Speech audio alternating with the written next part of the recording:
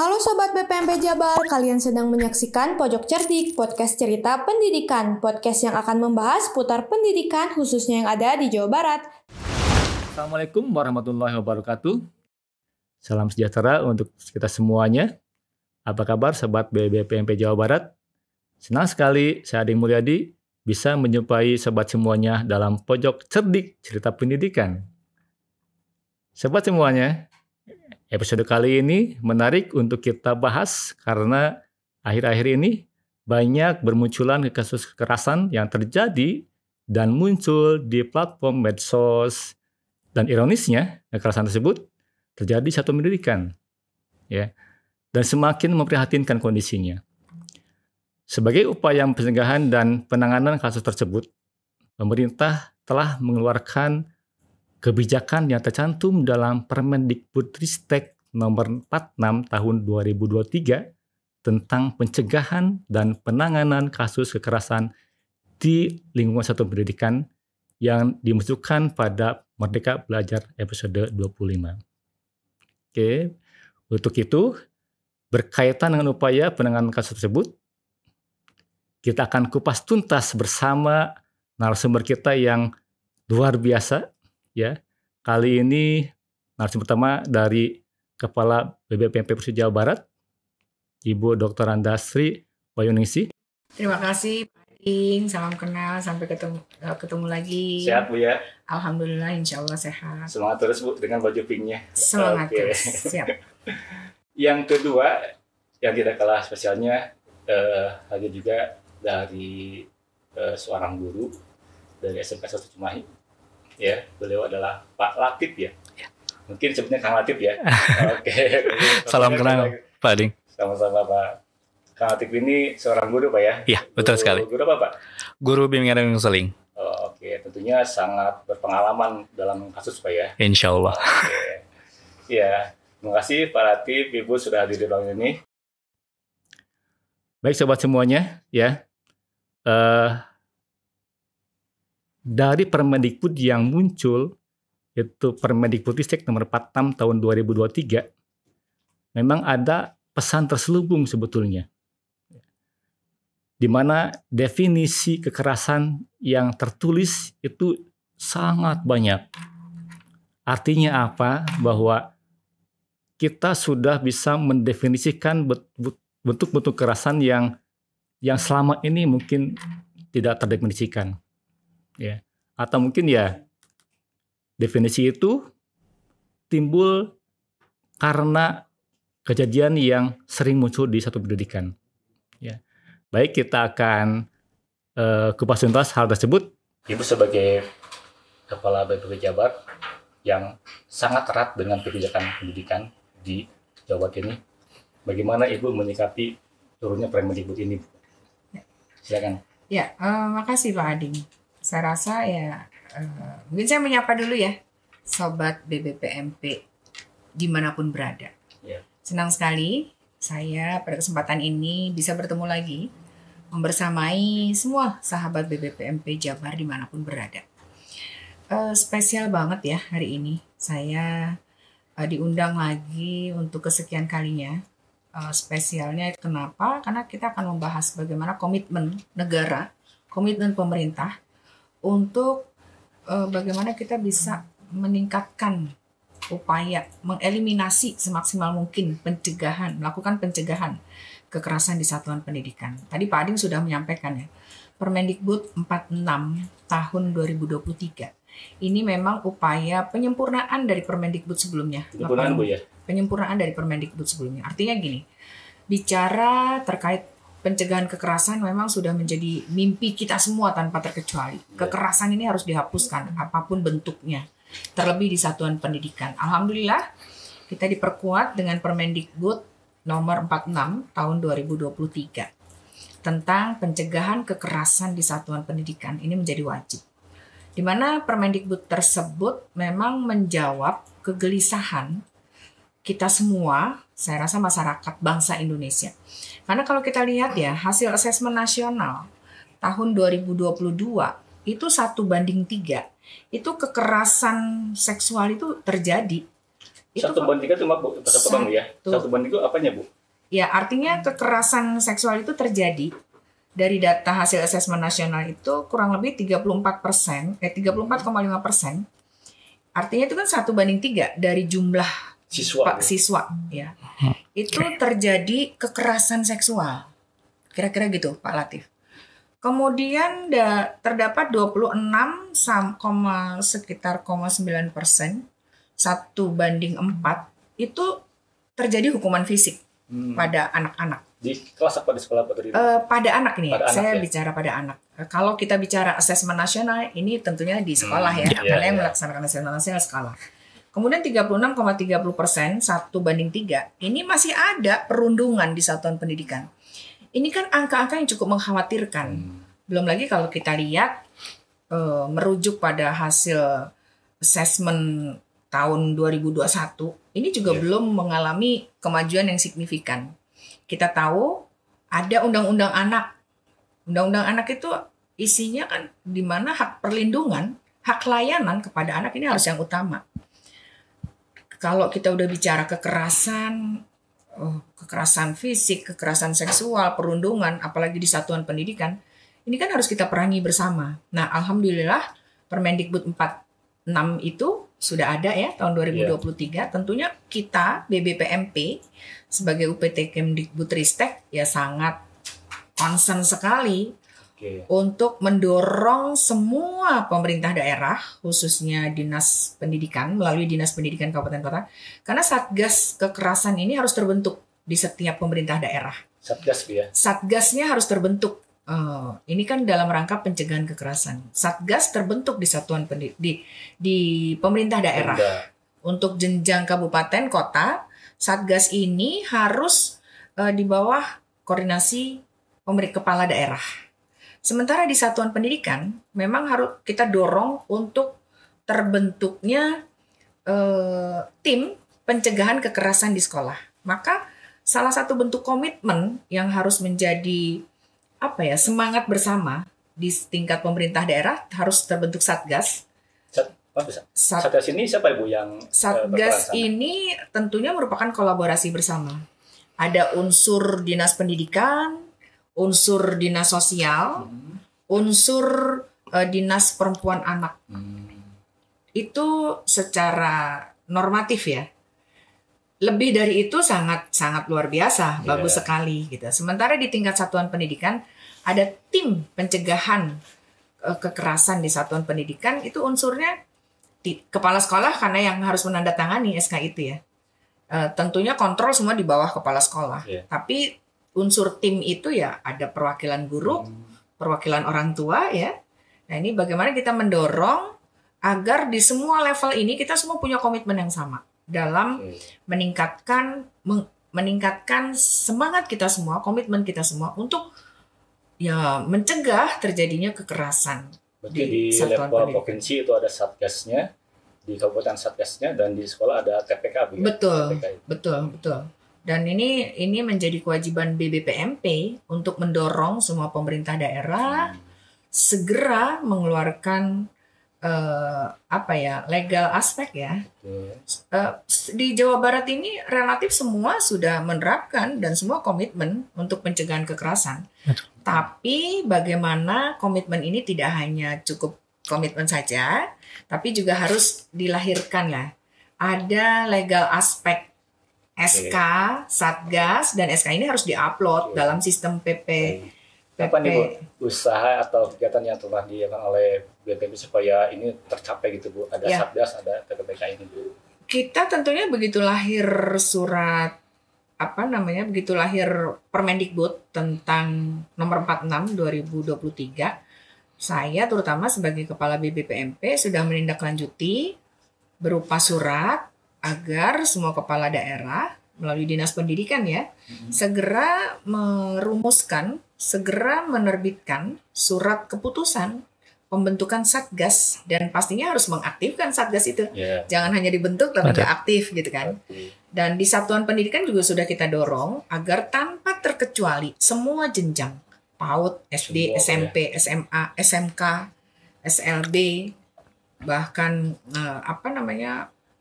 semua satuan pendidikan. Ini alhamdulillah ini ada Pak Latif, nanti kita akan dengar banyak ya dari Pak Latif di mana praktek komitmen di sekolah Pak Latif khususnya untuk melakukan pencegahan kekerasan. Baik Ibu, seperti Bu yang kasih Bu ya informasinya. Sekarang kita ke Pak Latif dulu ya. Oke. Pak Latif banget ya. Latif sebagai orang yang langsung kena dengan kasus di sekolah ya. Oke. Kang Latif, apa persepsi Pak Latif terkait dengan turunnya Permendikbud ini Pak? Oke, terima kasih Pak Ading ya. Ya. Bapak atau Akang ya? Terserah aja. Ya, Pak Ading terima kasih atas kesempatannya untuk berbicara di sini, Bu. Jadi pada saat permen itu muncul, mungkin kita di pihak sekolah secara legal memang belum ada ya Bu ya. Ya.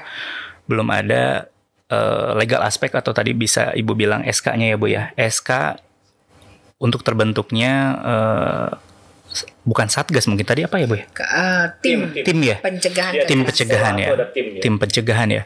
Sebetulnya untuk tim pencegahan kita di pihak sekolah juga memang dari dulu kita selalu berusaha menghilangkan kekerasan yang memang ada di satuan pendidikan kami.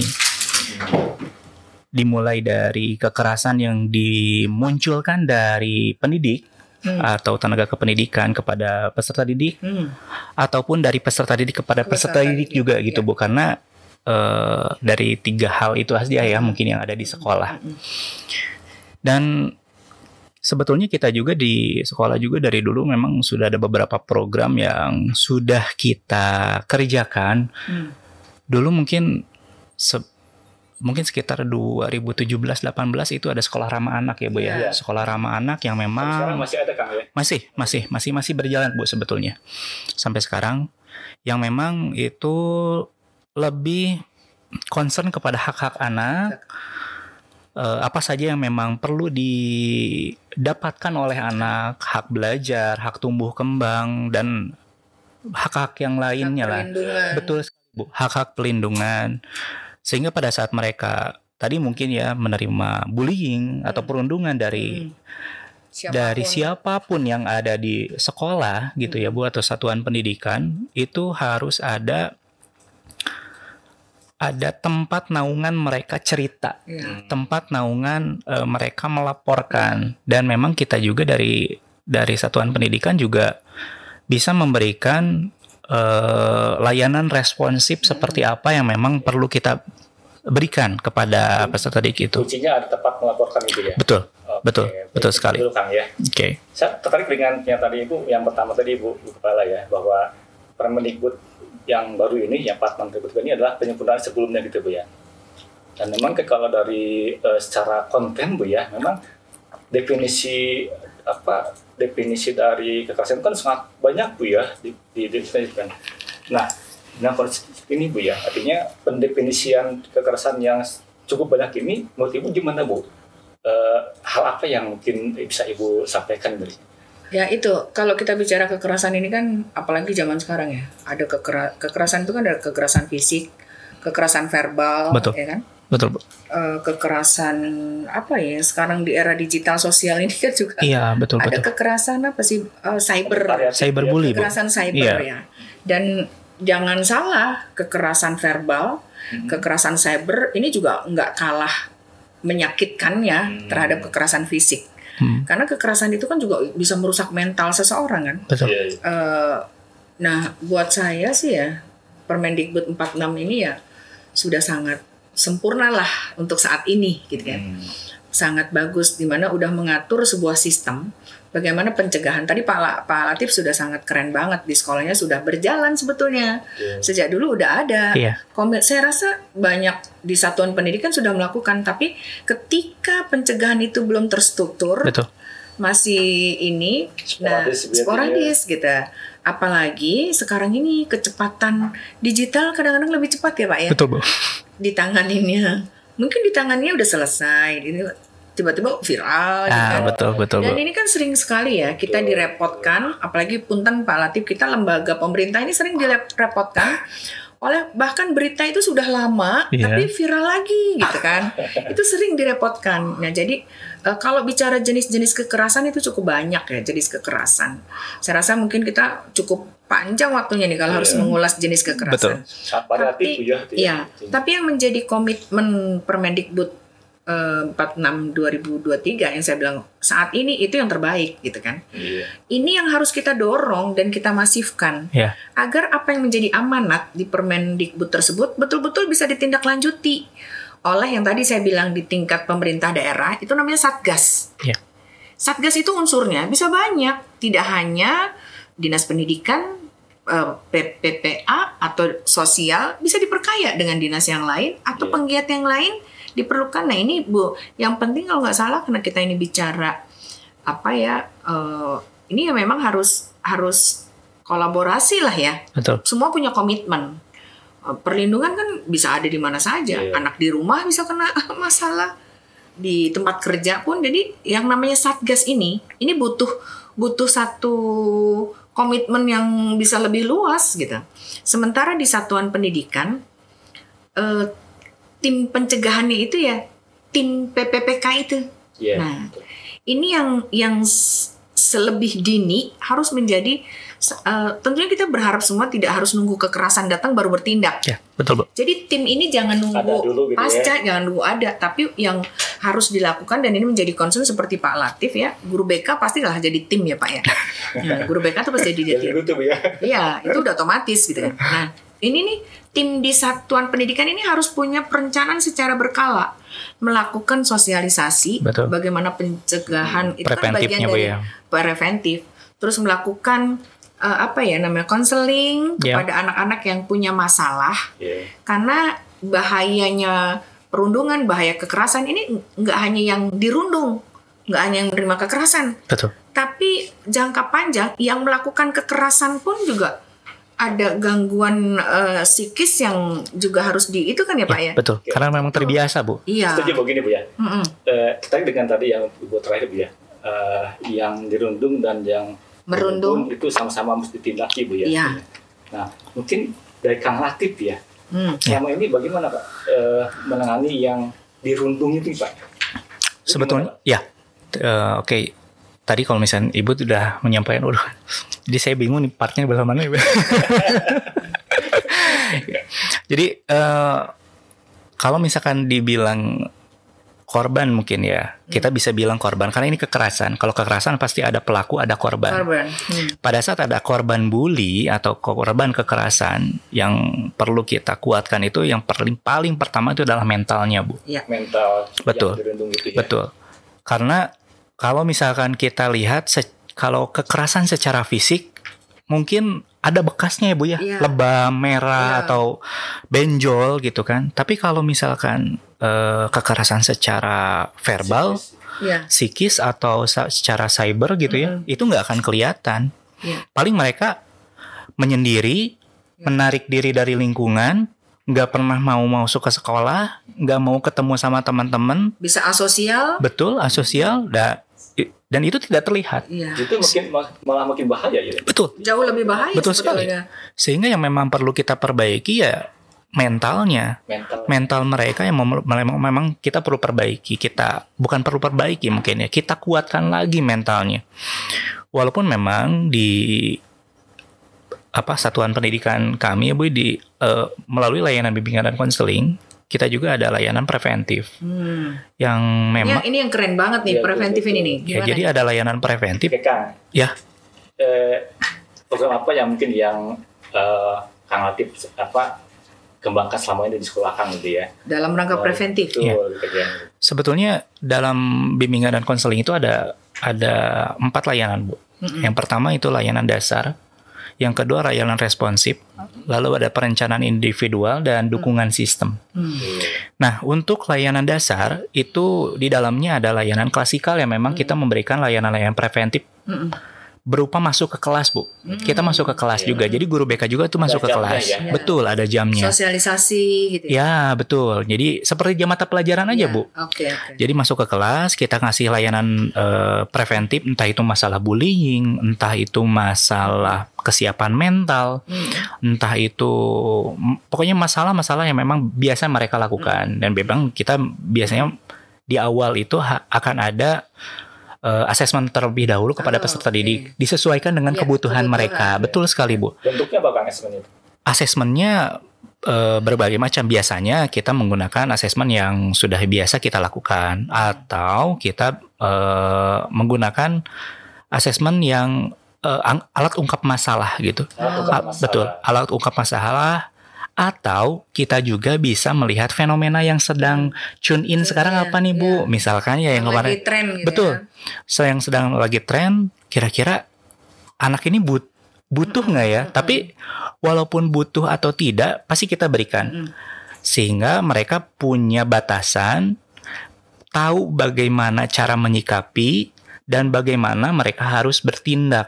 Tadi kalau misalnya balik lagi nih, pertanyaan Pak Ading, kira-kira yang jadi korban ini harus seperti apa? Dan diapakan? Betul, harus diapakan ya. Kita coba bimbing melalui layanan bimbingan dan konseling, ataupun kalau memang kekerasannya itu secara fisik, kita akan bekerja sama dengan kesiswaan gitu, Bu ya. Kita kerja sama kesiswaan, lalu wali kelas. Kalau misalnya di SMK ada ketua program keahlian atau ketua jurusan. Dan kalau memang masalah itu perlu kita sikapi lebih dalam, kita biasanya memanggil orang tua, Bu. Nah, ini menarik Pak Ading. Punten ya. Boleh ya saya tanya ya. Artinya gini, yang Pak Taufik tadi sampaikan kan lebih banyak preventif ya. Itu keren banget. Lebih banyak pencegahan ya, Bu? Pencegahan ya. Pencegahan. Preventif pencegahan. Kalau yang sudah terjadi, kalau saya pintas sih tadi lebih banyak mendengar ketika terjadi, prioritas itu korban dulu, versi korban. Betul. Versi korban yang ditangani. Sementara nih kalau saya sebagai ibu lah, saya sebagai orang tua, sebagai masyarakat, anak yang merundung ini bisa jadi punya background yang memang dia melakukan perundungan, namanya anak. Betul. Bisa jadi dia punya sesuatu nih. Sebetulnya dia tuh juga korban masalah gitu. Betul. Yang sudah membuncah sehingga dia menjadi merundung. Nah, sebetulnya untuk usia anak dia masuk kategori korban juga. Karena secara manusia pasti punya hati nurani menyesal. Ya kan? Nah, itu juga yang nggak kalah penting tuh Pak ini yang harus juga ya, tadi ditangani juga karena supaya nggak ngerundung lagi gitu. Betul, Bu. Karena kalau itu bagaimana prosedur yang Pak Atif lakukan ketika masuk kasus di sekolah Bapak itu? Ada prosedurnya gitu? Ya, untuk prosedur sebetulnya biasanya kita mendapatkan, kalau misalkan tadi ada layanan responsif, Bu. Layanan responsif itu apabila ada laporan yang muncul, yang masuk kepada kita, laporan kepada kita, atau kita melihat langsung, Bu. Nah, biasanya pada saat ada anak yang menerima kekerasan ataupun yang melakukan kekerasan, kita kan biasanya panggil ya dua-duanya, Bu ya. Kita panggil dua-duanya. Ketahuan. Betul. Kadang-kadang ada anak yang dirundung nggak mau lapor. Itu jadi masalah. Selanjutnya, Bu, sebetulnya betul. Menarik juga. Gimana cara sekolah Bapak dalam menampung ataupun memotivasi korban tindak kekerasan ya, korban untuk melapor gitu, Pak? Ada nggak gitu? Jadi gini, sebetulnya yang jadi permasalahan utama dari korban itu yaitu tidak mau melapor. Tidak mau melapor. Betul. Karena mungkin kalau misalnya kita berbicara tentang bullying ya, Bu ya, yang biasa terjadi di kekerasan di sekolah. Korban bullying itu enggan melapor. Entah dia malu. Entah dia takut ketahuan sama orang yang membuli. Betul. Karena nanti mungkin biasanya kamu mah ngadu nih. Tambah lagi dibully. Nah, makanya sebetulnya ada dua fase selanjutnya itu setelah kita menerima laporan, kita kuatkan mental itu buat apa? Buat mereka yang merasa dibully atau mendapatkan kekerasan di sekolah atau satuan pendidikan itu bisa melapor. Ada penguatan mental. Betul. Kita dengan cara apa? dengan cara yang tadi secara preventif dulu kita kasih tahu. Kalau misalkan kamu menerima apa-apa, coba lapor aja. Misalkan takut datang langsung ke ruang BK atau kesiswaan, menghubungi aja via chat. Nah, biasanya banyak tuh Bu, anak-anak kita tuh kadang-kadang di rumah tuh jam 9 malam, Pak, saya mau curhat, ini oke, boleh gitu ya. Sambil santai gitu. Jadi betul. Jadi guru BK ini ada pendekatan personal ya. Ya. Oke.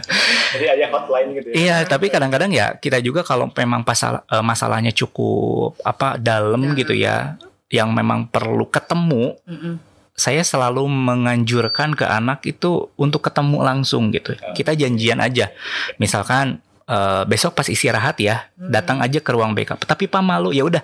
Kamu nyamannya di mana nih? Kamu nyamannya di mana? Oke Pak, kayaknya saya pengen di ruang BK. Di ruang mana aja gitu ya, misalkan. Karena ya bisa di perpustakaan atau di ruang yang menurut mereka nyaman. Dan memang ada spot nyaman. betul. Ya.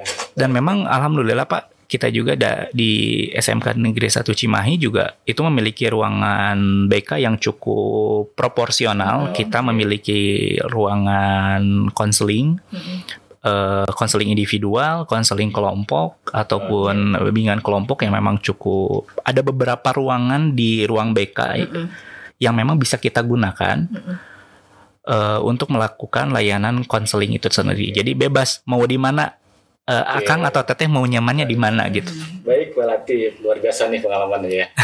Oke, selama ini ya, ketika selama ini ketika Kang Latif menangani kasus ya, apakah ada timnya Pak atau gimana?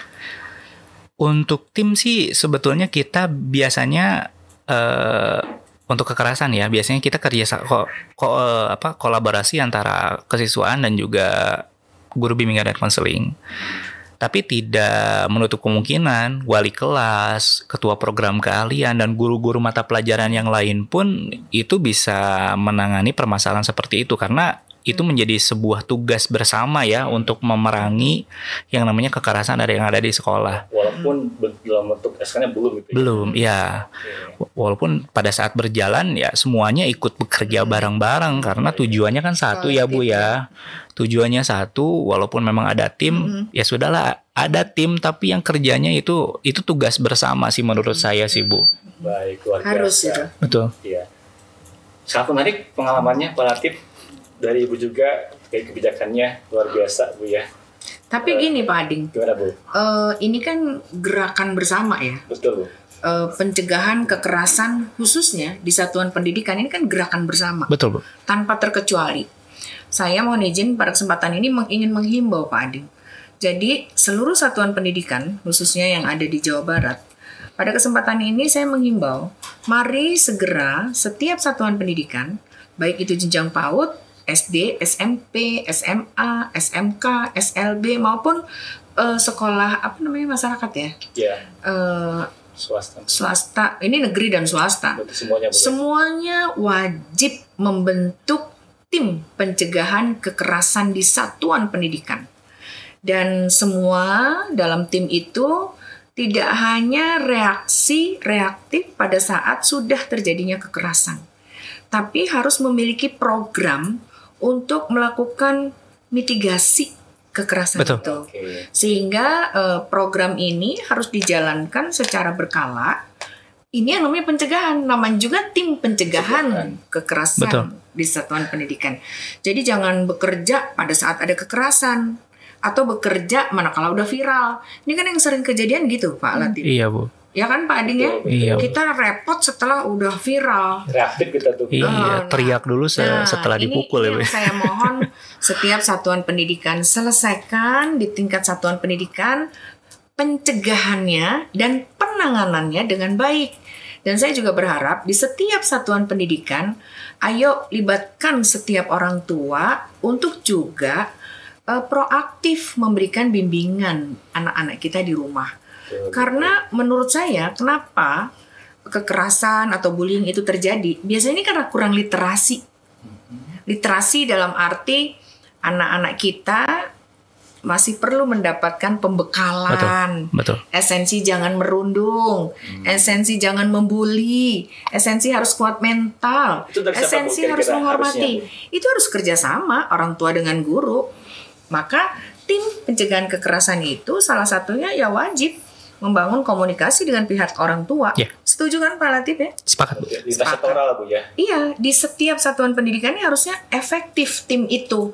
Jadi tidak berhenti membuat SK, terus mengupload SK-nya ke dalam sistem yang memang disiapkan oleh Kemdikbud, kan semua harus melaporkan ya. Betul. Karena buat SK ini udah merupakan satu komitmen sekolah. Ya, saya siap melakukan pencegahan perundungan kekerasan di sekolah saya. Tapi apakah selesai dengan SK saja? Nggak. Dan diupload? Nggak selesai. Betul. Nggak akan hilang itu perundungan kekerasan. Masih ada action ya, Bu ya. Buktinya setelah keluar Permendikbud 46 2023, kita berharap besar tereliminasi perundungan. Tapi kan faktanya ternyata masih ada Pak Latif. Masih, ya. Sekolah-sekolah yang terjadi Betul. kekerasan di sekolah. Nah ini saya menghimbau kepada sekolah-sekolah khususnya di Jawa Barat, mari kita bergerak bersama, mari kita semangat bersama memerangi kekerasan di satuan pendidikan. Kira-kira gitu. Oke. Itu Pak Ading. Lintas sektoral Bu ya. Lintas. Semua Dan satu ini. lagi, tim Satgas pencegahan kekerasan di pemerintah daerah ini juga aktif nih. Konseling ke sekolah-sekolah, melakukan sosialisasi sehingga pencegahan itu benar-benar pencegahan. Namanya juga Satgas pencegahan, bukan Satgas penanganan aja. Betul. Iya. Gitu. Oke, tripartit orang tua, sekolah, Semua harus bergerak harus bareng. Semua ya. Betul. Oke, luar biasa ya, berat sekali Pak ya tanggung jawabnya kita. Enggak berat, jangan Nggak berat ya? mindset kita jangan mindset berat. Gimana Bu, gimana? Jadi gini, ini maaf ya, kalau di otak kita udah berpikir segala sesuatu itu berat, akan jadi berat. Oh gitu. Betul sekali, Bu. Tapi kalau di otak kita udah kita set sesuatu itu bisa kita lakukan, Bisa, dan bisa. saya harus bergerak, insya Allah bisa. Tapi kalau kita udah mikir, ih berat banget, berat beneran gitu, Luar gitu kan biasa. Pak? Betul. Bisa Ya. Bu ya. Harus bisa. Harus bisa. Jangan di set berat dulu. Kalau kita udah Baik, kebiasaan baik. dengan berat, kita akan menjadi kecil di dalam diri kita sendiri. Oke, luar biasa nih cerita kita Bu ya hari ini. Cerita Sangat- pendidikan. Pendidikan kita, Ibu sebagai pemangku kebijakan dan Pak Atif sebagai orang yang berpengalaman dalam Betul. kasus gitu ya di lapangan. Menangani spesifik di sekolah ya. Iya. Mungkin ada closing statement dari Bu Kepala Bu buat sobat semuanya. Ya, sobat BBPMP Jawa Barat dimanapun berada. Sekali lagi, saya senang sekali dapat berkesempatan untuk menyapa sobat BPMP dimanapun berada. Di akhir sesi ini saya hanya ingin menyampaikan, mari kita kawal bersama upaya kita untuk memberikan hak perlindungan pada anak-anak kita. Mari kita kawal bersama sekolah kita, terutama kepada orang tua nih dimanapun berada. Sekolah itu tempat kita menitipkan anak-anak kita. Kita sudah mempercayakan anak-anak kita di sekolah yang memang dipilih oleh anak kita ataupun kita sebagai orang tuanya. Mari kita bangun sekolah anak-anak kita siapkan sekolah kita secara bersama-sama untuk menjadi sekolah yang nyaman, menyenangkan buat anak-anak kita. Supaya mereka bisa belajar dengan tenang, belajar dengan nyaman, dan mereka hatinya bahagia ketika berada di sekolah. Dan semua itu bisa terwujud kalau salah satu saja pilar yang harus terbangun adalah tidak ada lagi kekerasan, perundungan di satuan pendidikan. Baik itu kekerasan anak dengan anak, orang tua dengan anak, orang tua dengan guru, kadang-kadang kan gitu ya. Ya. Atau guru dengan guru. Mari kita hilangkan semua itu dan kita antarkan sekolah anak-anak kita betul-betul menjadi sekolah yang nyaman. Kami butuh kerjasama semua pihak, orang tua khususnya, juga stakeholder terkait, pihak sekolah, guru, dan mari libatkan anak-anak kita untuk membangun gerakan pencegahan kekerasan dan perundungan di satuan pendidikan. Baik, terima kasih Bu Kepala. Dengan nanti mungkin ada konsisten untuk Iya. hari ini. Tadi sebetulnya saya agak mengkutip dari Ibu ya. Kalau misalkan kita anggap itu adalah hal yang berat, pasti akan berat sekali. Setuju. Karena memang secara psikologis Bu itu memang masuk Bu. Ya. Kalau kita menanamkan hal yang berat pada otak kita, badan kita pun itu pasti akan berat. Merespon jadi berat. Betul sekali, Bu. Itu memang secara alamiah memang seperti itu. Otak kita berpikir ini berat, pasti akan berat juga. Begitu pula dengan tugas ini. Tugas ini memang cukup berat, tapi kalau misalnya kita menganggap itu hal yang berat, pasti itu akan jadi berat juga dan akan sulit dijalankan. Kalau kita menganggap positif, kekerasan di sekolah itu akan sulit hilang, kita juga pasti akan malas untuk menghilangkan kekerasan tersebut. Tapi kalau kita berpikir kekerasan ini akan hilang, secara tidak langsung kita pun akan melakukan sikap-sikap baik, suri tauladan yang baik kepada anak-anak kita di sekolah, khususnya di satuan pendidikan yang mungkin Bapak dan Ibu guru yang biasa itu ngajar di sekolah, yang biasanya mungkin agak keras atau misalkan melakukan fisik, tolonglah dihilangkan.